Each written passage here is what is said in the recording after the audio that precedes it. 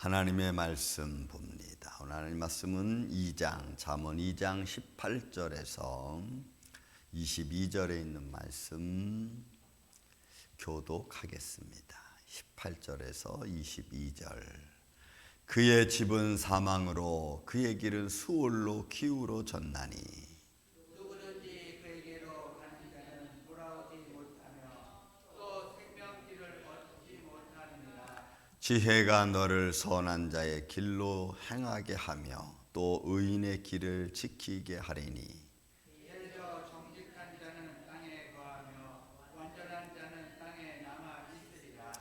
그러나 악인은 땅에서 끊어지겠고 간사한 자는 땅에서 뽑히리라. 아멘. 자, 오늘 18절에서 22절까지 말씀은 교훈에 관한 전체적인 시가 22장 전체는 다 교훈에 관한 시로 되어져 있다고 했습니다. 그리고 18절부터 22절은 이제 상식적인 선에서의 어떤 지혜를 또 우리에게 포함해 주고 있죠. 이제 18절에 있는 말씀 보기 전에 우리가 17절 말씀 보면은 이렇게 말씀하죠. 그는 젊은 시절에 짝을 버리며 그의 하나님의 언약을 잃어버린 자, 이렇게 했어요. 그런 자는 그 집은 사망으로 그의 길은 수월로 기울어졌나니. 저희 그냥 이 말씀을 보면서 여러 가지 많은 가정들도 있겠지만 저희 가정 같은 경우에는 저희 아버님이 제가 초등학교 3학년, 4학년 때는 성결교 신학을 다녔습니다. 아버님. 그래서 저를 초등학교 3학년 때 그때는 이제 종을 치는 교회였어요. 땡그랑 땡그랑. 자는 저를 깨워서 교회를 데려가는 거예요. 그러면 그 앞에 그 목사님이 예배를 드리는데 성남 저 별나라라고 하는 은행도 꼭대기 바닥에 가마떼기 이렇게 깔았어. 가마떼기 깔아놓고 우리 아버지, 목사님 딸, 목사님 딱 4명 예배를 드렸어요.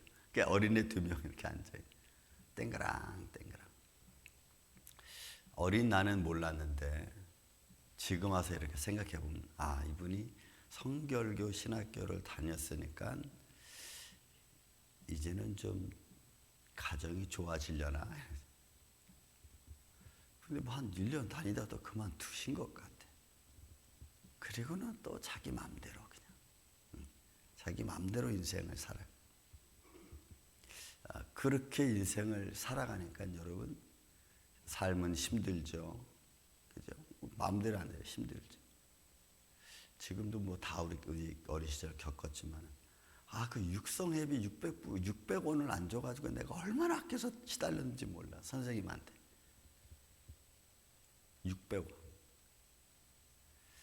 자, 그런 걸 이렇게 생활해 보면서 지금 느끼는 게 뭐냐면 이분이 왜 신학교까지 다녔는데 삶을 정리하지 못했을까? 이런 생각이 들어요.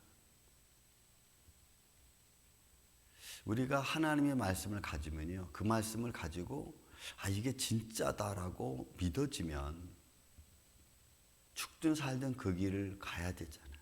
믿어지고 확인되어지면. 그렇지 않고 이 말은 그냥 순간순간 나를 위로하는 정도밖에는 안 돼라고 하면은 그냥 딱 그 정도인 거예요. 말씀의 능력이 내 삶에 딱 그 정도인 거예요. 요거는 순간순간.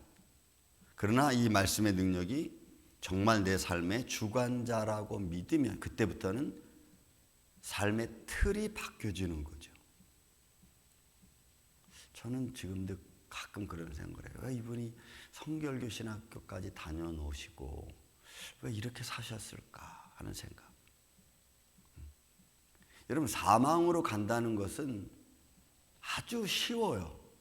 그냥 말씀을 안 믿으면 돼요. 안 믿으면 돼. 그리고 내가 원하는 대로 그냥 가면 돼요. 그러면 그 길 안에서 양심의 가책을 받을 것도 없고 삶이 다 그러니까 그냥 그렇게 가면 되는 거예요. 결국은 그 집이 사망으로 가고 그 길은 수월, 음부에 내려가는 길이 될 수 있는 것은 말씀이 나를 붙잡아 주지 못하고 그 말씀에 대한 내 마음도 믿지 않는 거죠. 그래서 우에 이런 17절 그의 젊은 시절에 짝은 버리며 그의 하나님의 언약을 버린 자의 삶이 여러분 개인적이든 가정적이든 단체든 여러분 똑같아요. 제 친구 중에도 저랑 신학교를 같이 졸업한 아이들이 있습니다.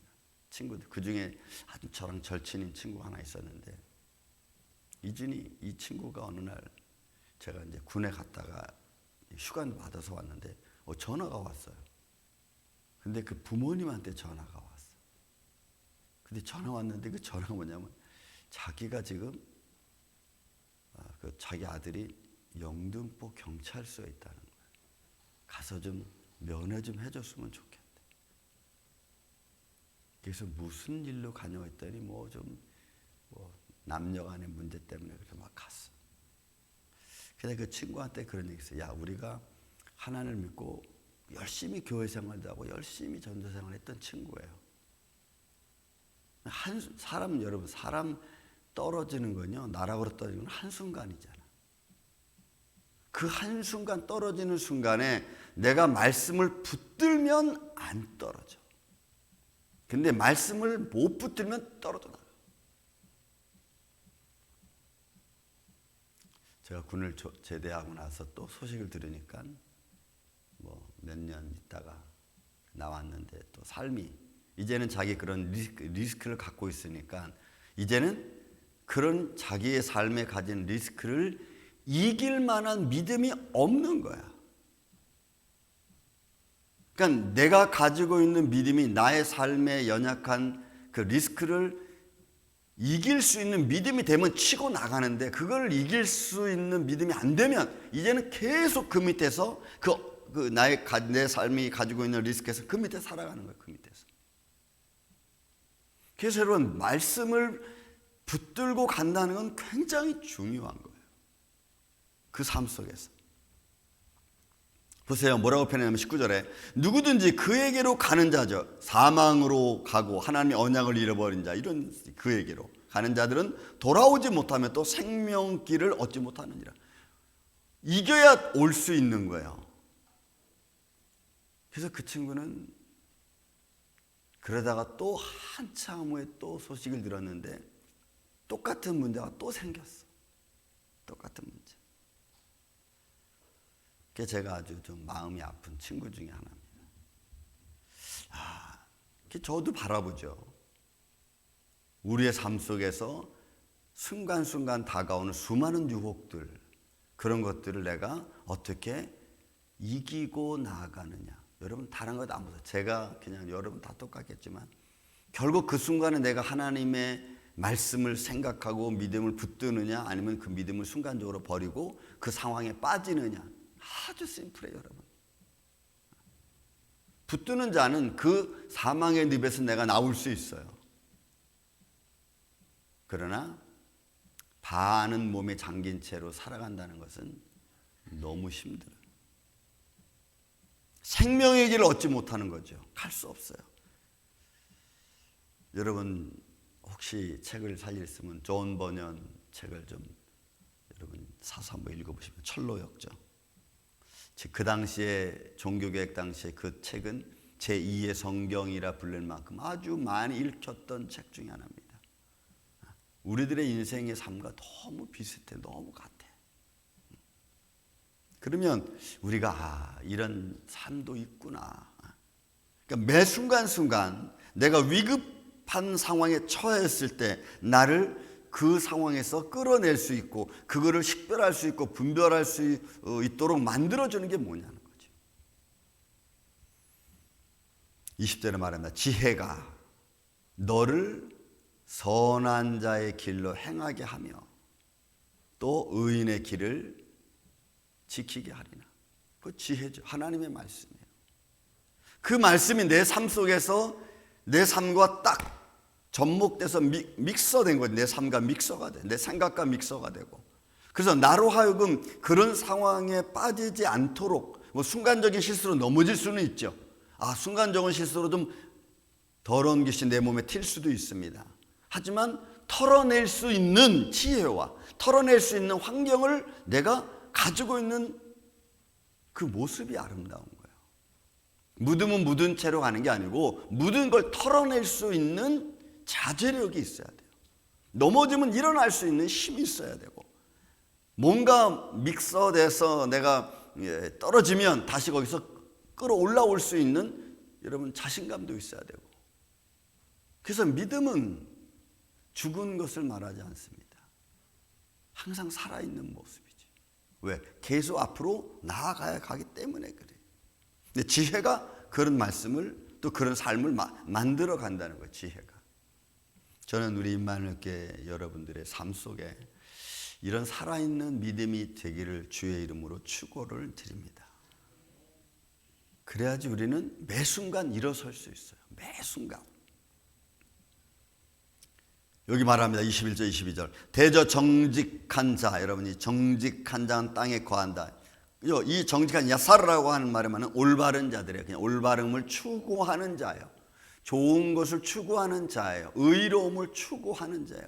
그 의로움을 추구하고 도덕적이고 윤리적인 것을 추구하니까 그 윤리적으로 도덕적으로 또 올바른 걸 추구하다 보니까 탁탁탁탁 걸리죠. 그렇지 않은 상황이 당하면 사람들은 에이 괜찮아, 그 정도는 뭐 이렇게 하지만 나는 늘 찜찜한 거죠. 이게 이러면 안 되는데 그런 마음이 들 때 우리는 딱 선을 거주는 게 좋죠. 정직한 자, 샤마르, 그런 의미를 가지고 있어요. 그것도 완전한 자라고 하는 이 완전한 탐임이라고 하는 것은 흠이 없는 자를 말해요.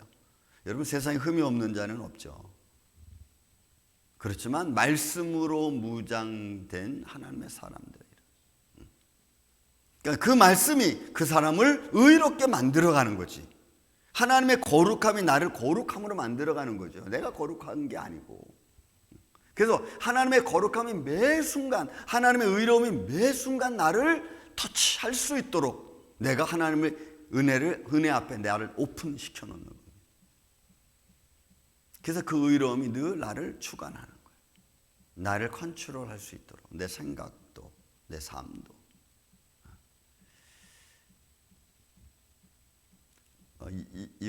전부 다 비슷하겠지만 지금이 가장 좋은 순간인지 또 다른 내 삶에 테두리가 있는지, 우리는 우리의 삶의 환경 속에서 늘 그런 것을 한 번씩은 이렇게 체크해 보는 것이 여러분 저는 참 좋다고 봅니다. 지금의 상황이 제일 좋은 건지 아니면 이 상황보다 더 나은 상황이 있는지, 적어도 우리는 한 번, 두 번쯤은 그리고 그 상황에서 내가 가면은 더 좋아질 건지 더 안 좋아질 건지.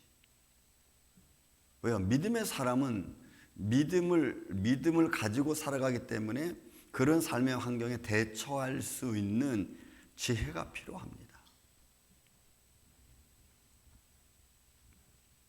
정직한 자는 땅에 거하며 완전한 자는 땅에 남아 있으리라.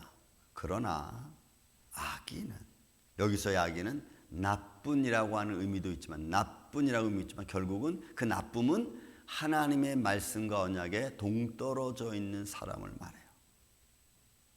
땅에서 끊어지고 간사한 자, 배반하는 자입니다. 불성실한 자입니다. 이 바카트라고 하는 것은 불성실한, 삶의 불신앙, 나에게 주어진 삶의 불성실한 거예요. 그러니 여러분, 이 삶은 누가 알 수 있겠어요? 제일 먼저 자신이 알잖아요. 내 자신의 내게 주어진 삶에 내가 얼마큼 성실한가, 얼마큼 책임 있게 내가 살아가는가, 내 삶에. 그러니까 이렇지 못한 자, 간사한 자는 그런 걸 못하는 거예요. 그런 사람은 땅에서 뽑아내는 거. 뽑히라는 것은 여러분 이건 그냥 자리를 옮기는 거예요. 그러니까 말씀에 가지고 있는 이 미닝, 의미는 굉장히 큽니다. 여러분, 나무는 땅에 심겨져 있어야지 자랄 수 있는데 뽑아지면은 여러분 살 수가 없잖아요. 그러니까 이런 거 뽑아버리는 거예요, 그냥.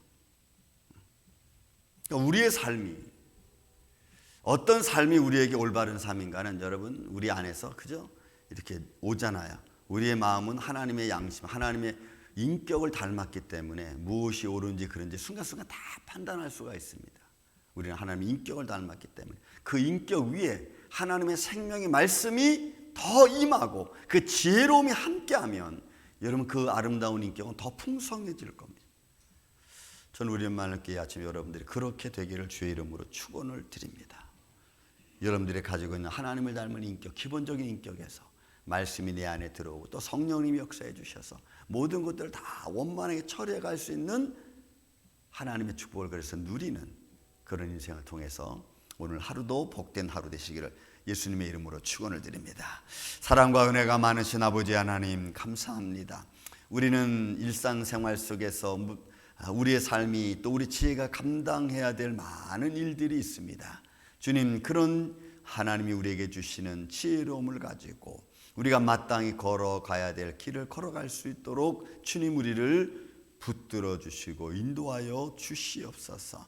그래서 어디선지 그리스도의 향기를 드러내는 하나님의 자녀들 되기를 원합니다. 이 아침에 예배자들을 주님이 축복하여 주옵시며 저들의 삶 속에서 하나님의 영광만 풍성하게 이루어지게 하여 주시옵소서. 예수님 감사합니다.